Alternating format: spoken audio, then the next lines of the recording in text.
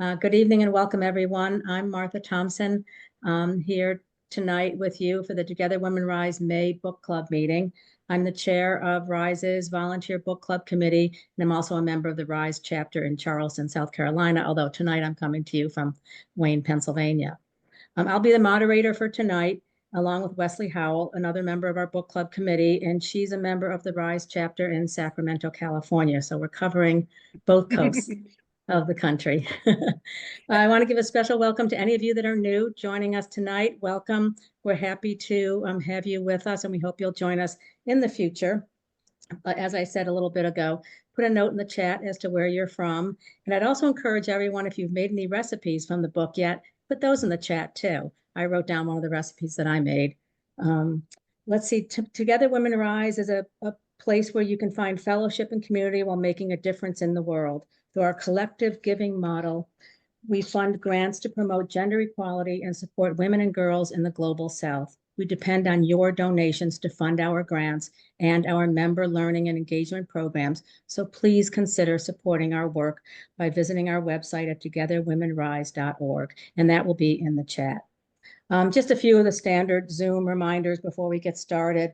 Please stay muted through the presentation. If you have any comments or questions, put them in the chat. And closed captioning has been enabled for the meeting, and you can turn that on in your Zoom toolbar. Tonight, we'll be discussing the book, The SalviSoul Cookbook, Salvadoran Recipes and the Women Who Preserve Them by Karla Tatiana Vasquez.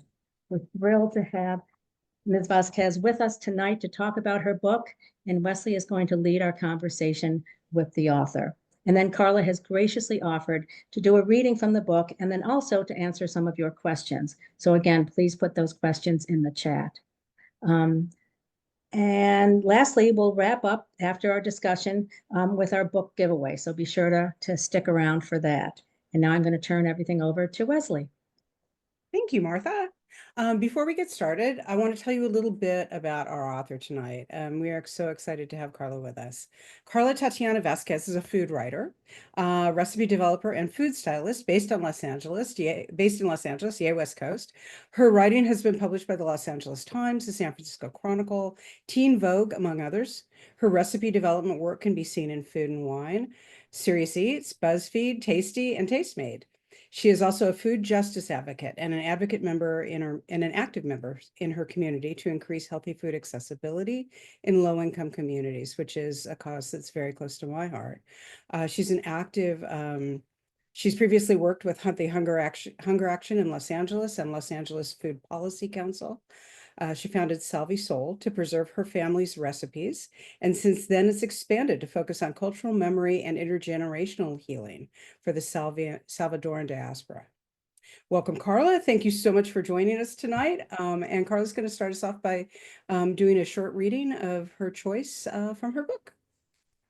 Yes, thank you so much. I'm so honored to share this time with you. So I will be reading from, if you have the book, I guess I could give you the page if you like to read along.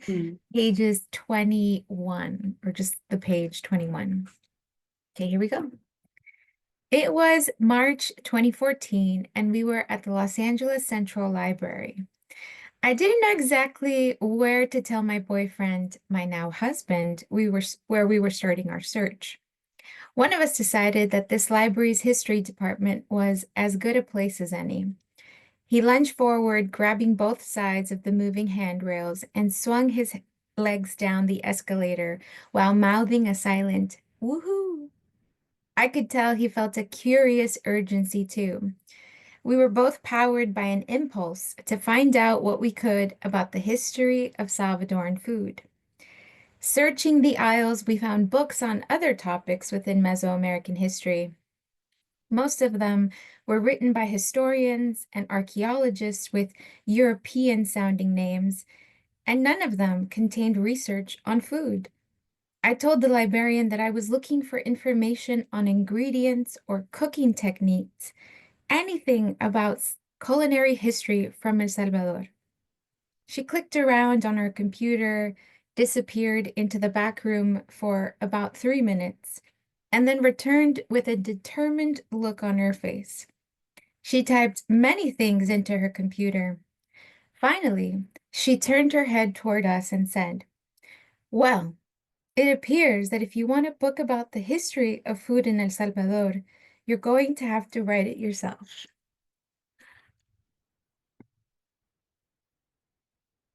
Unmute. Fantastic. That's just so amazing. And one of the things that you shared with us before we got started talking was that this has been like a 10-year labor of love for you. And it's just so admiring of all of that dedication. And I love hearing an author be able to read her own words. That's just always really cool. You talk in the book about food and storytelling, and that it's a way to heal and reclaim cultural identity. Certainly when you show up at a library and there are no books about what you want to be putting out in the world, that is definitely an important thing. And it feels like SalviSoul was such both a personal and collective experience for you and for the women that you interviewed and talked to. Can you tell us a little bit more about that reclaiming of identity part of it? Absolutely. When I started this project, it was a bit of an identity crisis at Trader Joe's.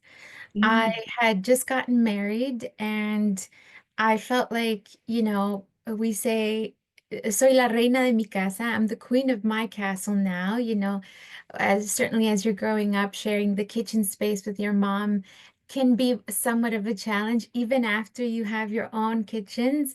That's why they say there's too many cooks in the kitchen, right? And I now had my own space. I wanted to connect to those foods that I grew up eating as a child. And there I was at Trader Joe's, and once again picking up the penne pasta, the vodka sauce, and going to the chicken sausage section in the refrigerated section. And I just thought, certainly this isn't it. Certainly this isn't the goal of what it means to feel feel yourself no matter where you are. I was born in El Salvador and I know what that means. It's always been a loaded identity. There's always perceptions. Most people have heard headlines before they've heard a story of someone from El Salvador. And so for me, being connected to that identity came at the table as the stories that were shared, at the table, as I heard them and I was eating this food, the alchemy of that moment really transformed me. And, the food nourished my physical form, and those stories nourished the part of my soul that was so hungry, so starving to know what El Salvador was like. I left as an infant, and these were things that I got. All of these questions were answered at the dinner table, and the people, the masters of these uh, questions that, sometimes they had the answers, were the women of my life, the women of my family. They were the ones who taught me, like, this is when you can be sarcastic, and this is when you tease, and this is where you laugh, and this is where we eat this for that holiday. We do this with the leftovers. We don't waste this. And there was something like that I wanted, and I didn't feel like I was going to get it at Trader Joe's. I felt like I needed to go on this very personal, um, certainly an emotional expedition, though I haven't left, LA. Um, I did travel back to El Salvador for the research component of this book, but there were a lot of emotional expeditions that I did within myself of unpacking my womanhood, unpacking my relationship with the women in my family, unpacking traumas that we can't speak of in a family face to face, but if you're washing the lettuce and you're sizzling the onion, maybe there's a moment in there where you could say, "Hey, so how did you feel about that growing up?" And, so that is really the place, the impetus of this whole project that I couldn't shake off in 2015. And I couldn't sleep. It was just something that I had in me. And finally in 2016 is when I did a call out. I had been interviewing the women in my family, my grandmother, my mom, and that's when I did a call out in 2016. If you know a Salvadoran woman who wants to share her recipe and her story, I'd love to talk to her. And yeah, and now their stories are in this book. That kind of slides into the next question, which was, how did you end up connecting with the women whose stories you ultimately included? And if you can talk a little bit, you also touched on that concept of healing. And Mhm. that in talking amongst yourselves and talking with each other and listening to stories and sharing stories, that there was a healing that happened as well as a connection. Can you talk a little bit more about that? Yeah, I had felt that. Oh, goodness. I've talked about this so many times and I still struggle to kind of orient myself in the question because it's so important to me. Um, Salvadoran women, there isn't a safe place to really celebrate them. El Salvador has some of the most backwards legislation for women. Um, so many of the stories in the book and so many stories I heard were about how the world isn't a safe place for women in general. And when I listened to these stories, I also felt like having them getting their point of views and having it written down was a way to get justice, a way for their stories to be seen, a way to have like a record of this is what you did to be the hero in your story.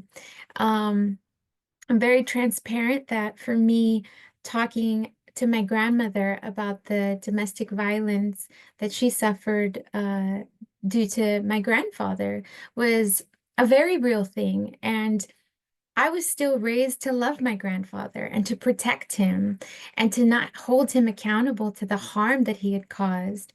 And that made me angry, but I didn't felt like there was room for me to be angry about what was a very normal experience and reaction. And I needed to hear her stories. And when my mom or my, other family members would talk about my grandmother, they often had this filter of she was a victim and this and that. But when my grandmother shared her story, there was color. I could, like, in my mind's eye, the cinematography was excellent. The score was loud and vibrant. My grandmother was the hero of her story. She was making the best of what she was given as a woman in the 60s in El Salvador. And that was exhilarating for me, given how little of a platform she had in her life to share that. It made me excited that we could document that story in this way. And so for me, saying this is the harm and this is what I tried to do is how we heal. Being able to say, I have conflicting emotions about someone who I love with all my heart, but I also know that they caused another person whom I love so much harm. And I think that's where we find a lot of healing is in not suppressing or repressing an emotion. And, I hear this, I heard this quote said about women, how we often light ourselves on fire so that the ones near us are kept warm. And so much of that has been the trajectory of Salvadoran women, the ones I interviewed, the ones I don't even meet, but they come to me and they come to my book events and they say, this is, what I survived, and I see myself in this book. And I also want to be clear, like when I was pitching this book, it felt so necessary for me to have these stories. There was no way I was going to do this without the stories. And some folks in the book publishing world thought, El Salvador, where in Mexico is El Salvador? Like some people didn't even know where we were geographically. So it was really hard to to make them see why the way I wanted to do it was important.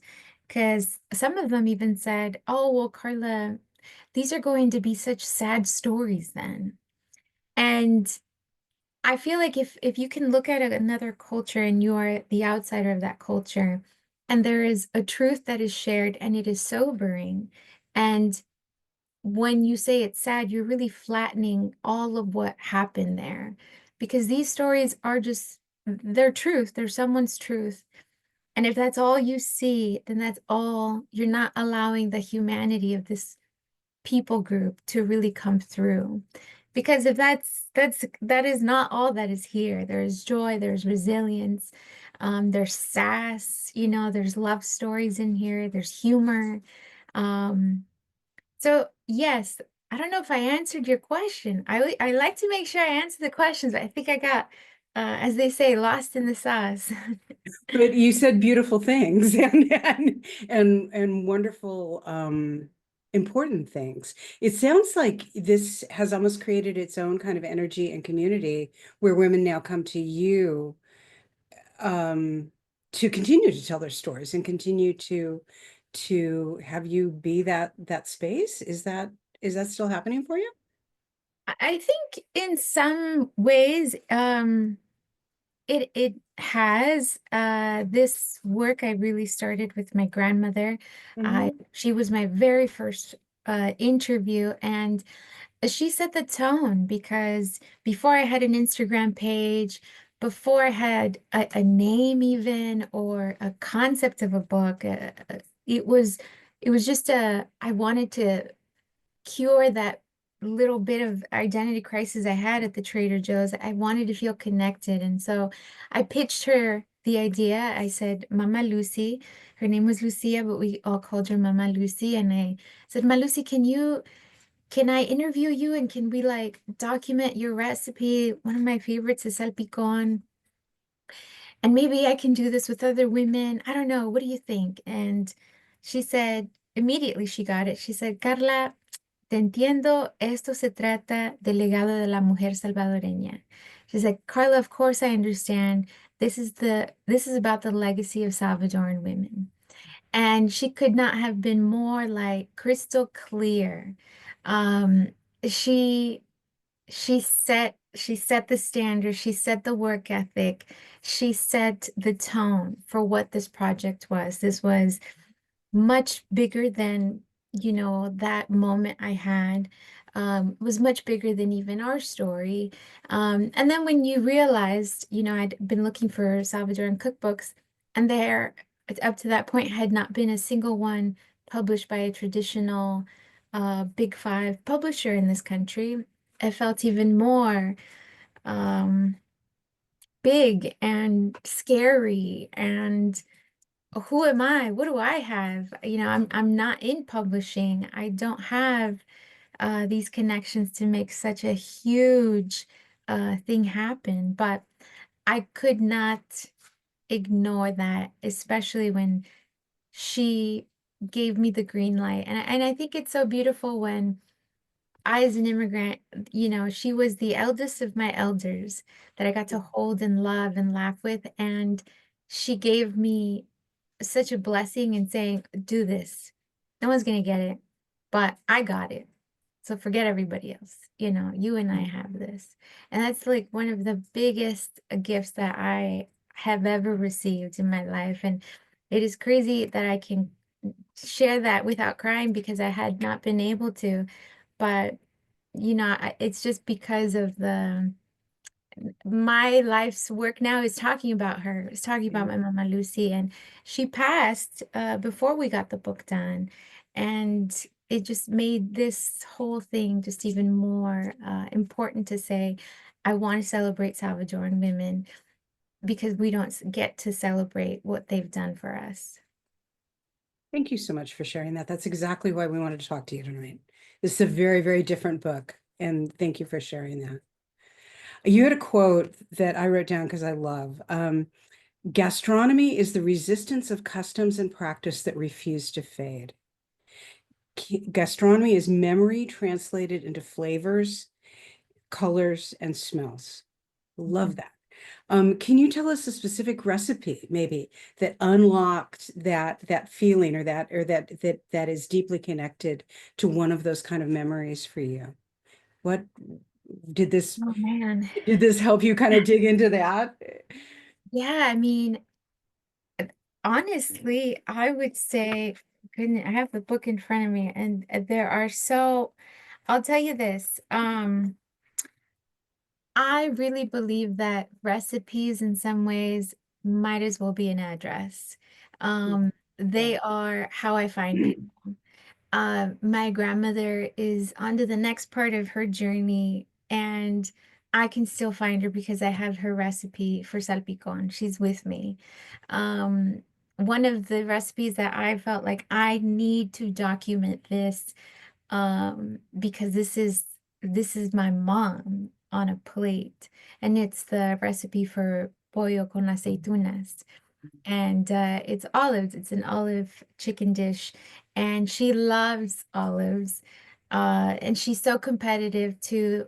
Every time we eat the dish, it's like who had the most olive pits on their plate. And it's like she's always the one that had the most 'cause she's the one who served everybody. But it's always a game we play, and I needed to document that recipe. And once I had it there, I felt like there was a part in my nervous system even that relaxed, like I won't feel lost anymore. I could go anywhere. I can be 80 and she'll be right there. It's a direct Google Maps to my mom.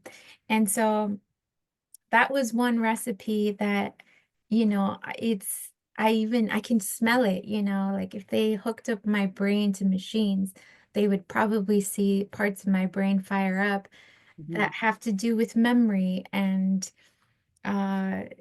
smells, even though the dish is not in front of me, but I can smell it. I can hear the popping of sesame seeds toasting, that it's a very visceral experience for me because it's my mom.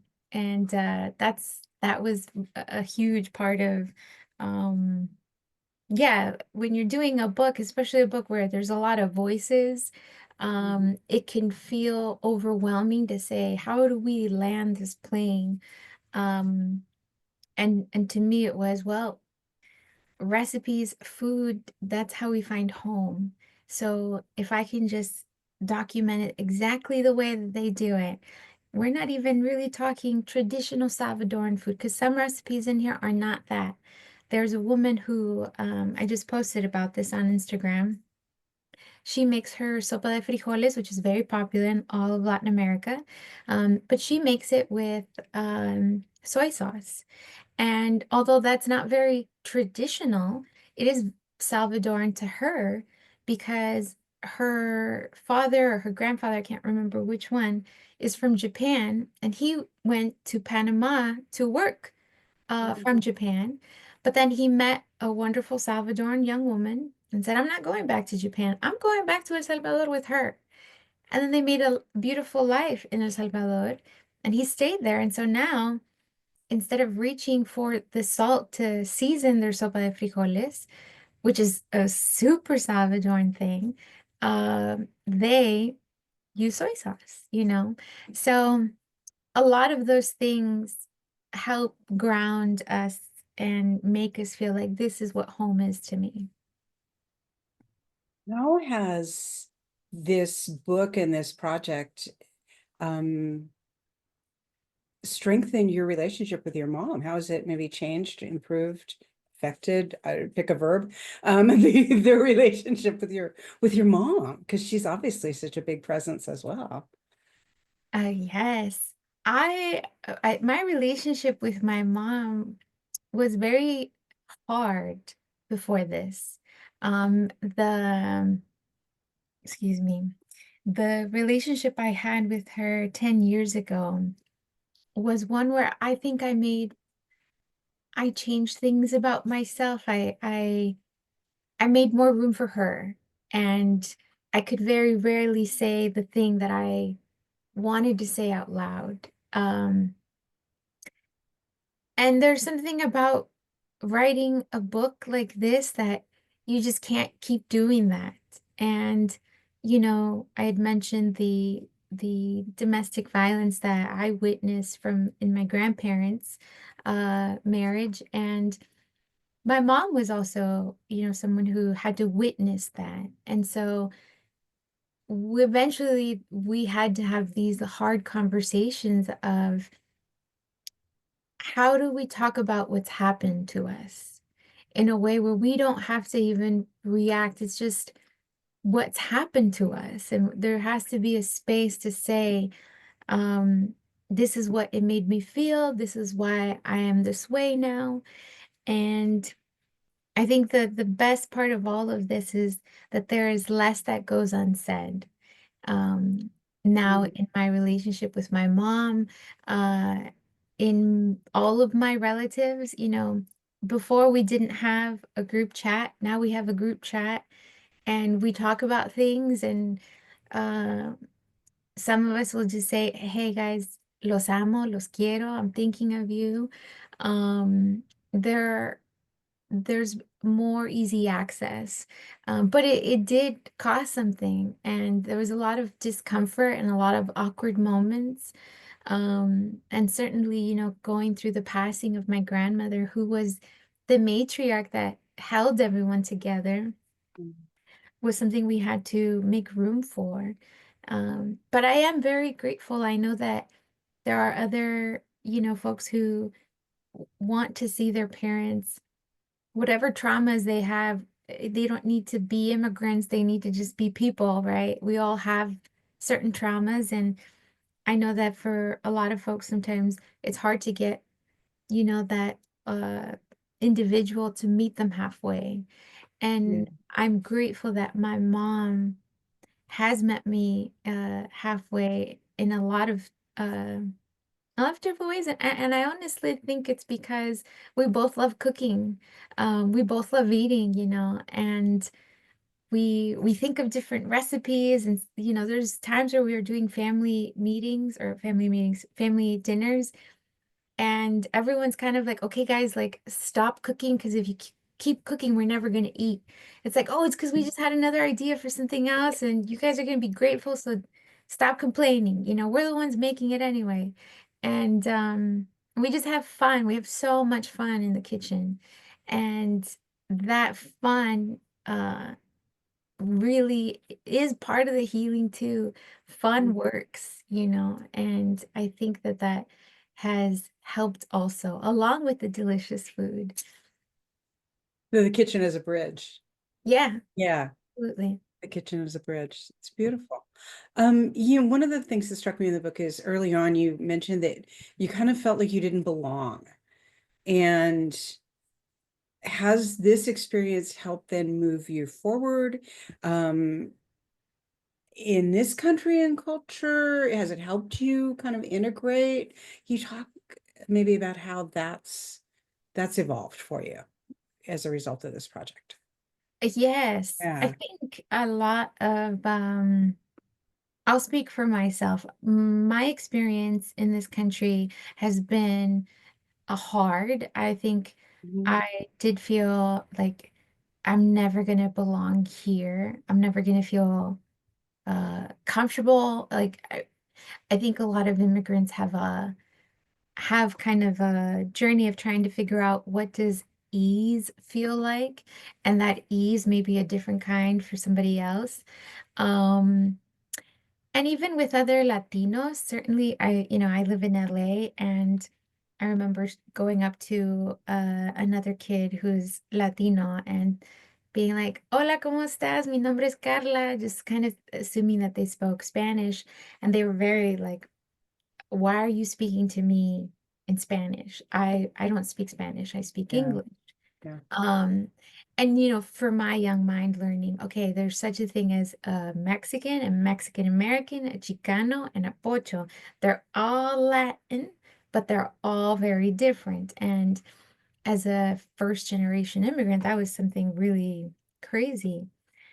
I think where I've landed now is that I've kind of made a space for myself, mhm, and it's it looks like what my life is like. It's not trying to be this or that.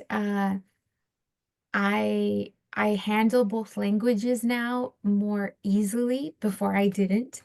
Um, and I think I've let go of trying to fit in.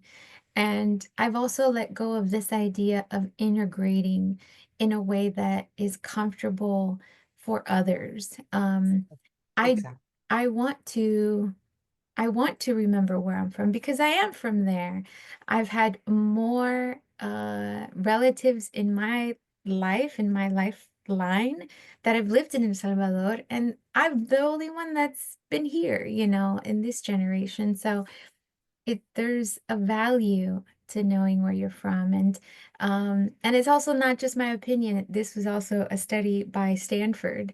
um you know Kids are smarter, more resilient, more creative when they are connected to where they are from, when they know stories of the people uh that tells them about their culture and heritage, whether it be Irish, Norwegian, from Finland, from wherever in Central America. It's important that you be connected, that you know what the languages were, that you know what the customs are. And in Spanish, people used to say, ni de aquí, ni de allá. I'm not from here or there. Mm. And there's been a sort of evolution now that says, de aquí y de allá, from here and from there.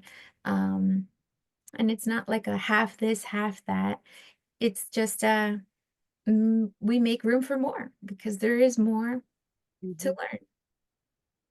Thank you. Thank you for that beautiful use of integrate too. I realized when I said integrate, I was like, yeah, that's not what I meant. But it is pulling together all of those different things and then integrating with them within yourself to become who we are. Yeah. So thank you for articulating that so well, much better than I did. Um, so what's next for you? This is this has been a long labor of love. What do you have next on your front burner? Well, I am working on a second cookbook, which I never thought I would say. I felt like an orange and I had squeezed all the juice out. There's no juice, no juice, gone. But I really believe that inspiration begets inspiration, and um I feel excited by all of what uh cookbooks. I love cookbooks, and I it's so cool that I got to write one. So yes, I am working on another. I have a few children's books that I'm working with my agent. And I'm also looking to start the Salvador or the SalviSoul CPG arm. So looking to do consumer packaged goods. And that is it's a very intimidating thing. I have done the research, and um it looks like another mountain to climb. But I had this reassuring thought that I'm sure it was Mama Lucy saying to me, like, Carla, this is not your first shelf. You carved room on the bookshelf. Now you're gonna carve room on a grocery shelf. So we will see where that journey takes me, but until I have reasons to stop, I'm gonna keep going. So that is what is ahead of me right now. That's fantastic. That's exciting. That kind of slides into the question. Um, if someone wanted to dive into Salvadoran cooking, after they buy the SalviSoul cookbook, what is your recommendation for getting started? Yeah, what's your encouragement? Yeah. Because I mean, I think for a lot of us, it would be beginning to work with cuisine who perhaps even some of the techniques aren't familiar. So yeah, what's your advice? Yes. So I know often the impulse is to try the national dish, which is pupusas. And pupusas I mean, the women who do pupusas excellently, they could never give advice because they embody the movement, the skill, the weight, everything, it's in them. So I always urge people to start with frijoles. So one of my favorite dishes is a Salvadoran breakfast. You cannot go wrong with learning or any breakfast from any country. You start the day, you get a good food gets me out of bed. It's not coffee sometimes, it is just knowing that I'm going to eat food. So Salvadoran breakfast is made out of fried plantains, Salvadoran sour cream, some fresh cheese or aged Salvadoran cheese, frijoles licuados, which is pureed beans. We usually eat frijoles de seda, which are a red silk bean, also known as Salvadoran beans. That's what we all use. And so these frijoles are cooked until they are soft and tender, and then usually by the second or third day, I will puree them, and then I will fry them a bit. And they're what I have with my fried plantains, and you can have a fried egg, either have it with some bread or tortillas. And I think that this is a much better way to dive in because you can't be a ninja the first day of ninja school. And Yeah. you must allow yourself a learning curve. And by the time you master this, you're going to know how to make frijoles. And then you can try making pupusas de frijol con queso because you've mastered one element. And so I would say starting with breakfast, and the other is starting with beverages. You don't need as many ingredients. So it's an easy way to kind of, you know, flirt with a new cuisine and see how you both feel about each other, and then see, hey, we love it or we don't. Because a lot of that, these are big they can feel like big projects if you haven't dipped your toe in the water first. Yeah. Oh, cool. Oh, thank you. That is great advice. And one final question is you created this book, you put it out into the world, and when you think of somebody picking it up off a bookshelf and taking it down and reading it, what do you hope they take away from that experience? Oh, wow. Um, I hope they feel, I mean, the first word that comes to mind is comfort. I think that we all know what homesickness feels like. We all, I mean, we all have an idea for, that really good bagel place that you can only get if you're in New York City, or, we travel for food. We travel to know these stories, and it doesn't necessarily have to be within the context of I am an immigrant who longs and deeply desires to have a taste of home. Any of us can really feel that. So this is just food, but this is what the food has meant for me. Mhm. And I hope that, someone who reads this and sees the book, can connect on that level with me, that this is how I have comforted myself. And this is the comfort I am providing to a community that I love and treasure. And this is how they deserve to be talked about. And this is the care that I believe they deserve. And how we should see ourselves as Salvadorans. So that's what I hope they feel. Thank you. It's beautiful. I have just been sitting here watching the chat just like blow up. So I think we have got a lot of questions for you. If you are game for hanging in and answering a few questions, I'm going to let Wendy take that bit because she's got the bigger overall picture. But thank you so much for talking to us, and thank you so much for being so open and sharing this experience with us. And I know I speak for more people than myself, by just saying I love the book. I love the book. I love the stories. It looks doable, and I'm going to start with frijoles. Amazing. All right, thank you, Wesley. And thank you so much, Karla. When we selected your book, our book club committee, we knew that it would be a bit of a departure to select a cookbook. Normally, we pick more of a fiction or a memoir or that kind of thing. And we promised everyone that it was a wonderful cookbook, but it was so much more than that. And hearing you tonight, you really brought that to life and reminds me of how closely aligned this is with Together Women Rise, the celebration of women from different cultures around the world. And the fact that every single month when we're learning about a challenge that women and girls face, we are learning about their culture and their customs and their cuisine because that is important to them and it is part of understanding them. So I just wanted to say how thrilled we were and how that you said yes to us, and her generosity of agreeing to do this for us tonight. Uh, we know how generous she's being in spending this time, and so thank you. However, I just had to get out my own effervescence about how lovely and delightful this conversation was, Wesley and Karla. All right, so questions. Which key ingredients do you think are the most difficult to find for us here in the US grocery stores? At least for uh, most ingredients, you won't have a hard time.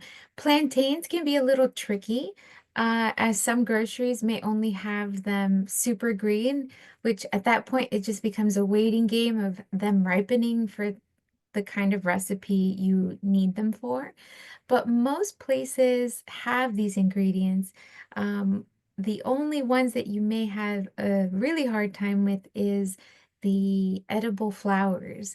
In Salvadoran cuisine, there are at least 5 edible flowers that we consume, that are part of our cuisine. We eat them for breakfast. Our national flower is an edible flower that we eat for breakfast. And one of the more popular ones is loroco. And you will see it on menus in Salvadoran restaurants as their pupusas is loroco con queso. And those can be hard. You will find them frozen, most likely.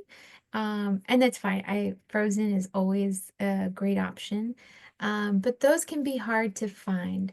And they are kind of deep cuts, though, too, of the culture, because now as the diaspora changes, and we are maybe not, growing up with this because we have family who we don't have access to for whatever reason. The flavors are changing and people maybe lose the taste for it. But I certainly really enjoy it, and that can be hard, but everything else you can find. On the subject of ingredients, I have a question from another of our book club committee members, Terry Tucker, who was instrumental in suggesting your book to us. Terry is one of those people, and I'm one of them as well, who cilantro is not our favorite ingredient. And she's wondering if you have a suggestion for a cilantro alternative. Well, cilantro is certainly unique, and it would be hard to replace cilantro because there are parsley just doesn't cut it. There's something cilantro does that it is what it is. It's hard because even when I have, I interviewed so many women for this book, some that didn't make the to the last cut, and I would ask like, "Hey, could I use this as a substitute for XY thing?" And sometimes they would say, "No, there is nothing." And the way I kind of have learned about it is ingredients, just like us, have a history.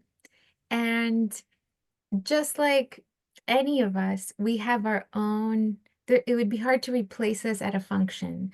There's nothing that could replace you, Wendy, or you, Martha, or you, Wesley, from doing what you do at a party.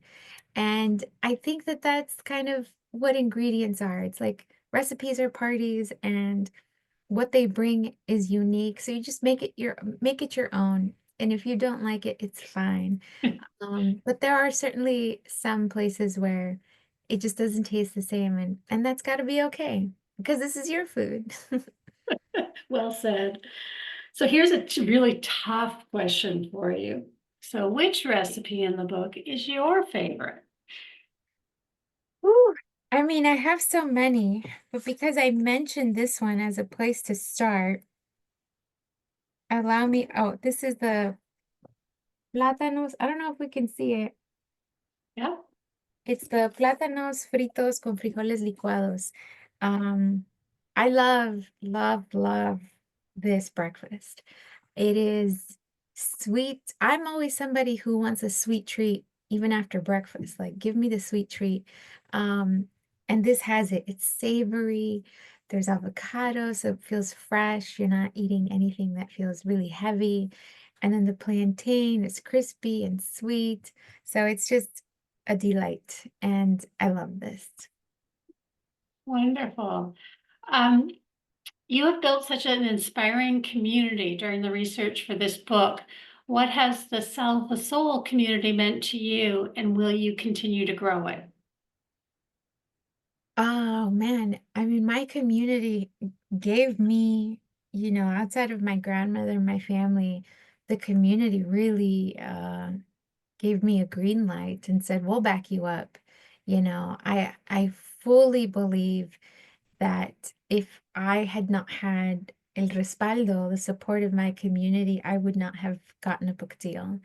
The fun story, but the the PR or my publicist for the book is somebody who was following the page, and he is Salvadoran. And he wrote to me in maybe 2017, and he had just started at a publishing house. And he said, "I'm an intern. I have no power. I can do nothing for you, but I can tell you that I'm in the industry. I'm in publishing, and I can maybe make an email introduction." That email introduction eventually led to talking with the editor, the marketing people, and when I finally had an agent and I had worked on this proposal with my agent, I could message the editor and say, "Hey, we've spoken, we've talked, and we still, shopped around the, publishing like you're supposed to do." But it was at that publishing house where this person who followed me was working that we eventually went with. And it's your community that always shows up for you in real ways. And yeah, it's meant everything to me. It's changed my life. It's healed me. It's made this book happen. And yeah, it's amazing. And will I continue to grow it? I mean, if they'll have me, yes. I can't shut up about this. So I will keep, sharing what I learn, and hopefully people, who like it will continue to support. I think you got a lot of other people who will share the word for you as well. Um, we have a question about pupusas. I'm not saying that right. Who's That that whenever they would eat them, they'd get a lovely side dish of vinegar slaw. Is this common? Oh, yes. That is as common as burgers and fries. So a pupusa always comes with curtido, which is another way to say kind of pickled or fermented. Um, oh, there's Rocky, my dog. He has 2 cents to say about what's going on in the neighborhood. He is a journalist, as he says to me. Um, so yeah, it's called curtido. It's usually made up of cabbage, carrots, onions, some oregano, and um, in like back in the day, people would usually use homemade vinegar. Now you'll find that people use apple cider vinegar. And it's because the homemade vinegar was usually made from pineapple peels. So pineapple vinegar was used more often. But here, stateside, you could make your own pineapple vinegar. I have before. Um, But you could also just use another kind of fruit-based vinegar, which apple cider certainly meets the note there. So yeah, it's very common. And then the other kind of trinity of the pupusa is the pupusa de curtido and the salsa roja. It's a very loose tomato sauce. Sometimes I will say I have a bit of a gripe with certain restaurants because it feels like an afterthought. Or sometimes it's a little too watered down. It should never be chunky though. It is just loose, and it's you have a pupusa that can be stuffed with cheese, frijoles, pork. So you really want something that balances that. So the curtido with the acidity, and then the tomato sauce with the tanginess just creates a really wonderful bite that makes you keep going back for more because the composition is there and it's delicious. Awesome. I think this is the last question we have in the chat. You mentioned about a second book, and someone is wondering if you have given any thought to a Salvadoran fusion type approach. Yes, Fun? I have actually, and something I also like to say, because when I started this, I felt a lot of fear because I thought, am I doing it wrong? Am I doing this cuisine wrong? I don't want to get it wrong. I want to get it right. And this is why I love food history. And when we look into the history of ingredients, is that Salvadoran cuisine, in a way, is a mix of a lot of different influences. There is African influences, Arab influences, certainly Mesoamerican from the Pipi Nahuatl indigenous people group, Spanish, of course. So it does kind of put a lot of things together. And so it's been a fun playground for me to kind of imagine what is modern Salvadoran food like. And I do play a little bit with that. We have a cocktail in here made out of green mangoes, which is not the usual kind of way to approach green mangoes. So yeah, I am hopefully looking forward to stretching my creative legs in the next cookbook. Will it kind of imagine Salvadoran food just playing with other cuisines and see where it takes us. That's wonderful. Well, Karla, thank you again for joining us tonight. And we would love to somehow have a Salvadoran community or chapter in Together Women Rise. So we're going to have to talk some more about that and what that would involve. But I think I'm going to turn it back over to Martha now to wrap things up and do our book drawing. Okay. Well, thank you so much, Karla. Recipes are an address. I am going to remember that. It actually brought tears to my eyes thinking of some recipes that I've received from family members who are no longer with us. So thank you so much for that. We just wanted to remind you before we wrap up that Together Women Rise depends on your donations to support women and girls around the world and to provide powerful learning opportunities and events such as today's. So again, please visit our website at togetherwomenrise.org or click on the link in the chat to support our work. Also, our next featured book is Why Didn't You Come Sooner? Compassion in Action, Stories of Children Rescued from Slavery by Nobel Peace Prize winner Kailash Satyarthi. Well, we'll be hosting that event on Thursday, September 11th, and we're planning a panel discussion about trafficking of girls and slavery. So watch for more details about that coming soon. We have some other events coming. As everyone knows, Together Women Rise is very busy and we do lots of things in lots of different directions, let's say. But our virtual volunteer fair will be next Thursday, May 15th from 4 to 5. So come on out and explore Rise's many volunteer opportunities. There's so many things you can do, short-term, long-term, a couple hours, many hours, just whatever suits your interests and abilities and availability too. Our advocacy chapter will hold its May webinar on Tuesday, May 20th. But please note the time change. It's not the usual 8:30 p.m. Eastern time, but it's going to be 12:30 Eastern time, so 12 noon time.